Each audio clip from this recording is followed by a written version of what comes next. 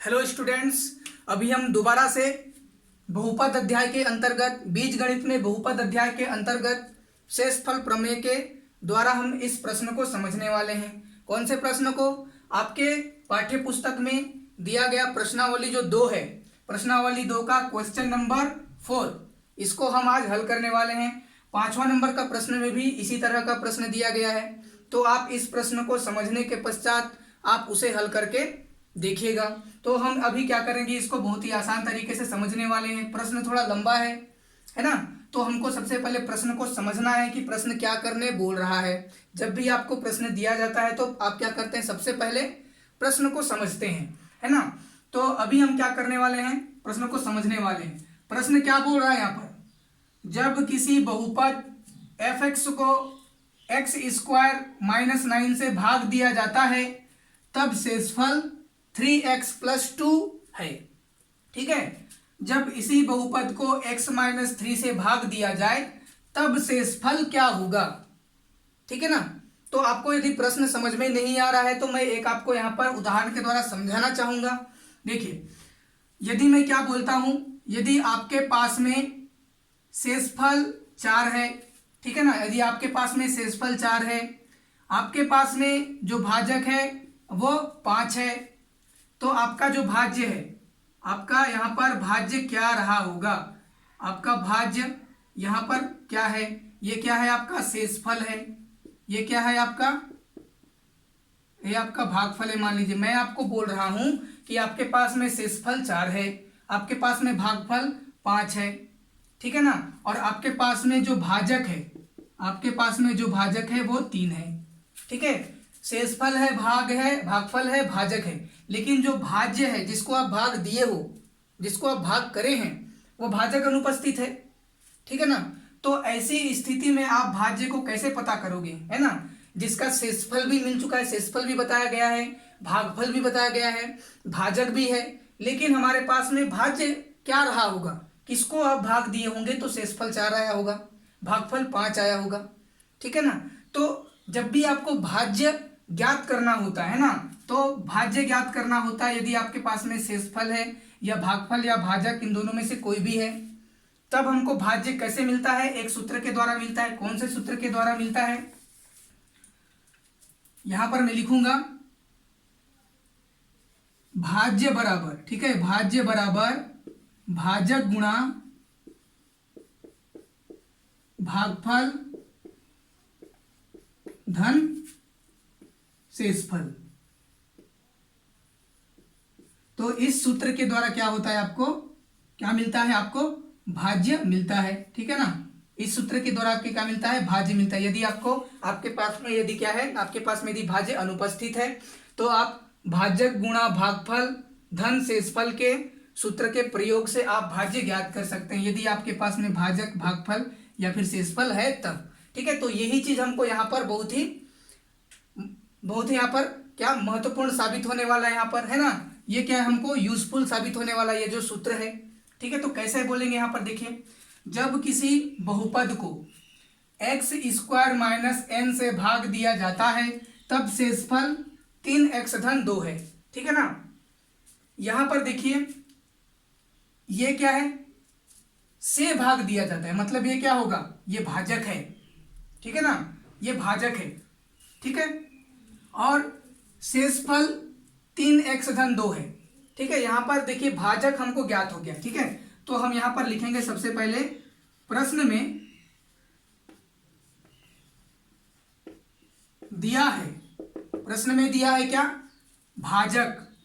कौन दिया है, क्या दिया गया है, भाजक। भाजक को हम क्या नाम देंगे, भाजक को हम नाम देंगे gx। ठीक है, gx बराबर क्या दिया गया है, x² - 9 यहां पर दिया गया है। ठीक है, शेषफल भी दिया गया है, शेषफल को क्या बोलेंगे हम, शेषफल को हम पीए बोल देते हैं। ठीक है, पीए नाम दे देते हैं, ये क्या है, शेषफल है। ठीक है ना, आपके पास में शेषफल है, शेषफल कितना दिया गया है, 3x धन 2 दिया गया है। ठीक है, तो देखिए यहां पर भागफल एब्सेंट है ना, भागफल क्या, भागफल, भागफल, भागफल को हम क्या बोलेंगे, gx नहीं, qx नाम देंगे। क्या नाम देंगे, qx। ठीक है, बराबर नहीं दिया गया है। ठीक है, उसके पश्चात भाज्य, भाज्य दिया गया है क्या, भाज्य को हम क्या बोलेंगे px, भाज्य यहाँ पर है क्या, भाज्य भी नहीं है। ठीक है, तो यहाँ पर भाजक है और शेषफल है कहाँ पर, जब किसी बहुपद एक्स स्क्वायर माइनस 9 को, है ना, एक्स स्क्वायर माइनस 9 को भाग दिया जाता है किस, तो क्या आता है, शेषफल 3x-2 आता है। यहाँ पर भाजक दिया गया है और शेषफल ही दिया गया है, भाज्य एब्सेंट है और भागफल एब्सेंट है। तो हमको यहाँ पर भाज्य पता करना है। सबसे पहले क्या पता करना है, भाज्य पता करना है। आप भाज्य को पता करेंगे तभी आप क्या कर पाएंगे, हल कर पाएंगे प्रश्न को, है ना। तो देखिए हम क्या करने वाले हैं यहाँ पर, सबसे पहले इस प्रश्न में क्या करेंगे, जब भी आपको इस तरह का प्रश्न मिलेगा आप इस तरह का बना लेंगे। उसके पश्चात आप क्या करेंगे, भाज्य ज्ञात करेंगे। क्या ज्ञात करेंगे, भाज्य। चूंकि यहाँ पर भाज्य अनुपस्थित है, ये जो fx है वही क्या होगा, भाज्य होगा। लेकिन यहाँ पर क्या होगा, भाज्य अनुपस्थित है। तो हम क्या करने वाले हैं, भाज्य ज्ञात करने वाले हैं। तो भाज्य ज्ञात करने के लिए कौन सा सूत्र लगाते हैं, भाज्य बराबर क्या लगाते हैं, भाजक गुणा भागफल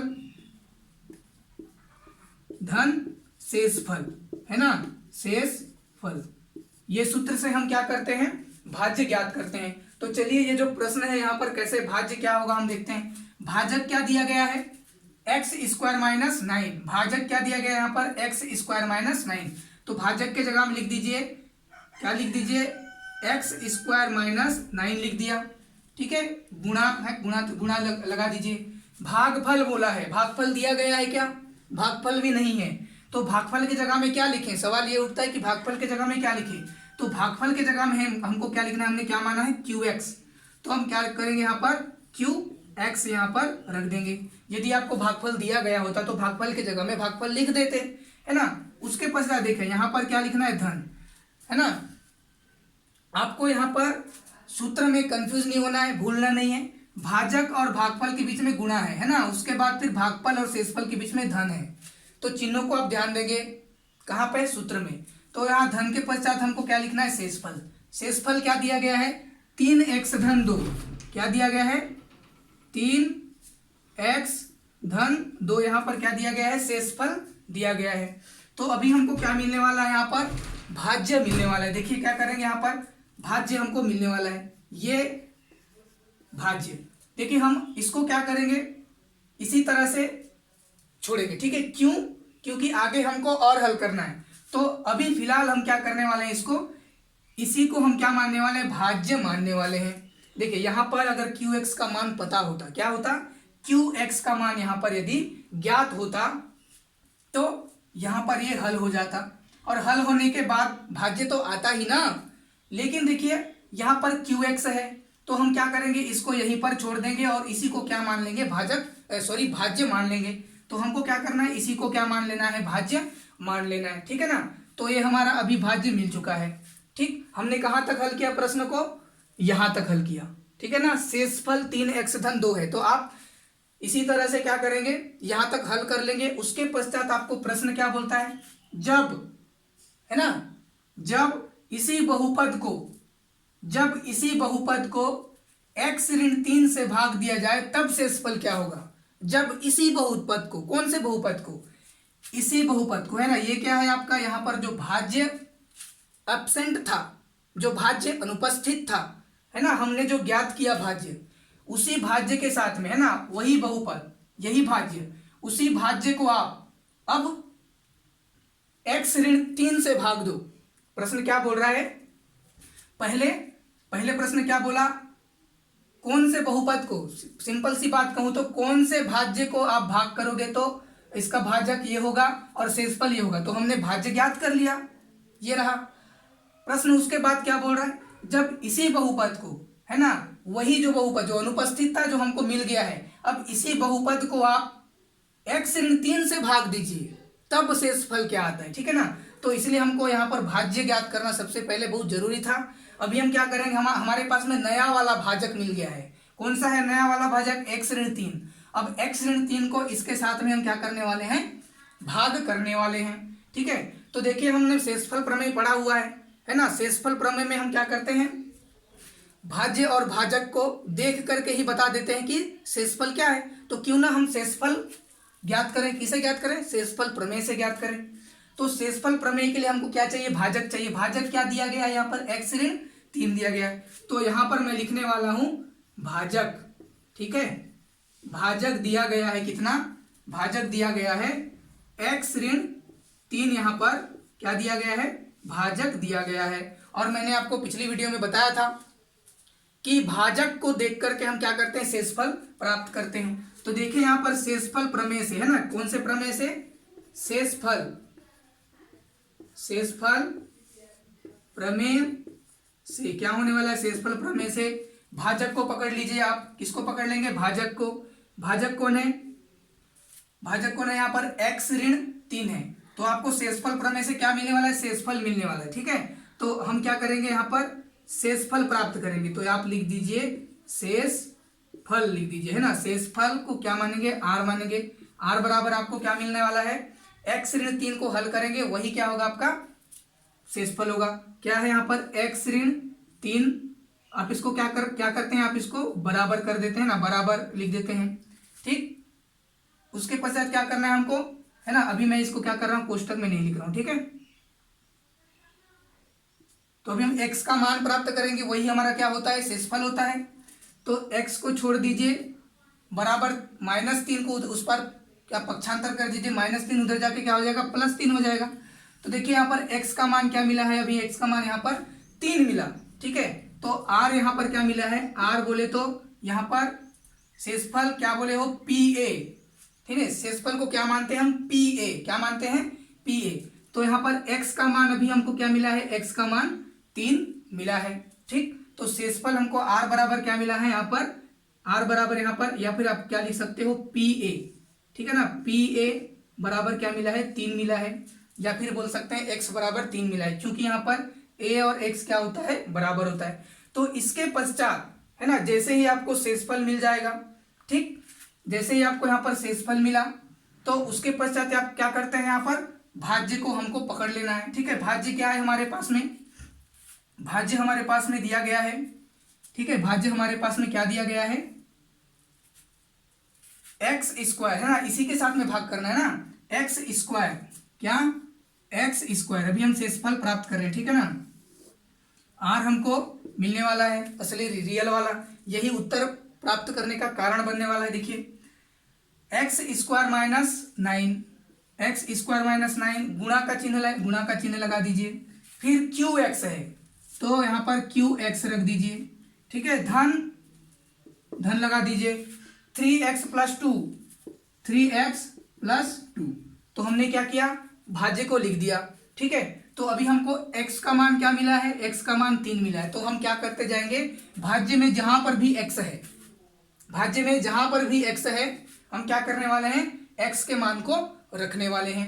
तो हमको क्या मिल जाएगा, यहाँ पर शेषफल मिल जाएगा। देखिए मैं आपको पहले ये बता रहा हूं, तो आप कंफ्यूज हो रहे होंगे कि भाजक को पकड़ लीजिए तो आपको शेषफल मिल जाएगा, है ना। ये जो मैंने आपको बताया, क्या बताया, यहाँ पर ये जो भाजक था, यहाँ पर x - 3, इसको हमने पकड़ा और शेषफल क्या प्राप्त किया, 3। तो अभी हम इसको शेषफल ही कहेंगे, क्या कहेंगे, शेषफल ही कहेंगे, क्योंकि यही क्या करेगा, शेषफल, रियल शेषफल, जो असली उत्तर है वो प्राप्त करने में यही हेल्प करेगा, है ना।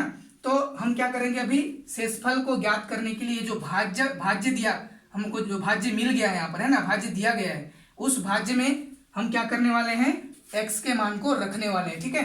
तो अभी हमारे पास में x क्या मिला है, 3 मिला है, ठीक है। तो देखिए x का स्क्वायर है, x का मान क्या है, x का मान हम 3 रख दिए, x में पहले से स्क्वायर था, स्क्वायर कर दीजिए, ठीक है। ऋण 9 का ऋण 9 कर दीजिए, ठीक है ना। फिर गुणा कर दीजिए, गुणा का चिन्ह है तो q का q लगा दीजिए। x का मान क्या है, x का मान 3 मिला हुआ है, x का मान 3 रख दीजिए, ठीक है ना। तो 3 रख दिया, ठीक। उसके पश्चात प्लस यहाँ पर 3, है ना, 3 का 3 लिख दिया। x का मान क्या मिला है, 3 मिला है, 3 x के साथ में गुणा के रूप में, इसलिए यहाँ पर भी क्या हो जाएगा, इस 3 के साथ में गुणा हो जाएगा। धन 2 का 2। तो अभी आप यहाँ पर हल करिए, क्या होने वाला है, 3 का वर्ग, 3 का 2 बार गुणा, कहने का मतलब 3 का 2 बार गुणा क्या हो जाएगा, 3 तिया 9 हो जाएगा, ठीक है ना। अभी इधर कौन है, ऋण 9 है, ठीक। फिर गुणा का चिन्ह, गुणा लगा दीजिए, ठीक है ना, गुणा का चिन्ह गुणा लगा दिया। उसके पश्चात कौन है Q3, कौन है Q3, फिर प्लस का चिन्ह है प्लस लगा दीजिए, ठीक है, प्लस का चिन्ह है प्लस लगा दिया। अब यहाँ पर देखिए 3 और 3 का गुणा हो रहा है ना, 3 तिया क्या हो जाएगा 9 हो जाएगा, ठीक। फिर धन का चिन्ह है, कितना है उधर 2 है, 2 रख दिया। अब यहाँ पर आगे से और हल करिए, क्या होने वाला है यहाँ पर 9 में 9 गया, 9 ऋण 9 क्या हो जाएगा शून्य बच जाएगा यहाँ पर, ठीक है ना, इंटू Q3, ठीक, Q3। उसके बाद फिर क्या है प्लस, उसके बाद फिर क्या है प्लस। 9 और 2 किस रूप में दिख रहा है, योग के रूप में दिख रहा है, क्योंकि 9 के सामने में धन है, 2 के सामने में धन है, धन धन धन मतलब जोड़ना। तो 9 2 कितना हो जाएगा यहाँ पर 11 हो गया, ठीक है ना। ध्यान से देखते जाइएगा, आराम से समझने का प्रयास करिएगा यहाँ पर।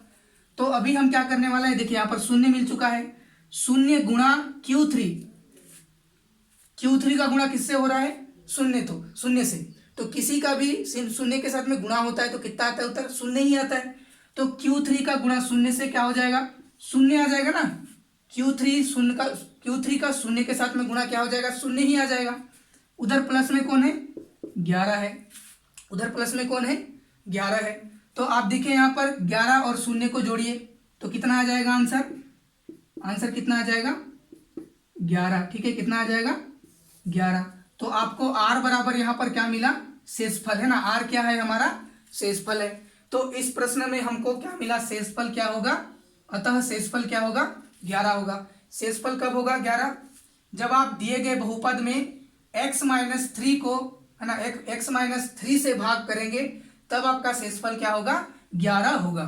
तो ये जो प्रश्न है इस तरह के प्रश्न आपको आपके प्रश्नावली 2 में प्रश्न नंबर 4 जो मैंने अभी हल किया है, और प्रश्न जो 5 है इसके बाद नीचे में जो प्रश्न 5 है उसको आप हल करने का प्रयास करेंगे। उदाहरण में भी इस तरह के प्रश्न दिए गए हैं, तो आपको इसको अच्छी तरह से अभ्यास करना है, प्रैक्टिस करना है, ठीक है। वीडियो पसंद आए तो लाइक करें, चैनल को सब्सक्राइब करें, है ना। अगली वीडियो आपको चैनल को सब्सक्राइब करने पर ही मिलेगा, ऑल की घंटी दबा दें, ठीक है। Thank you so much.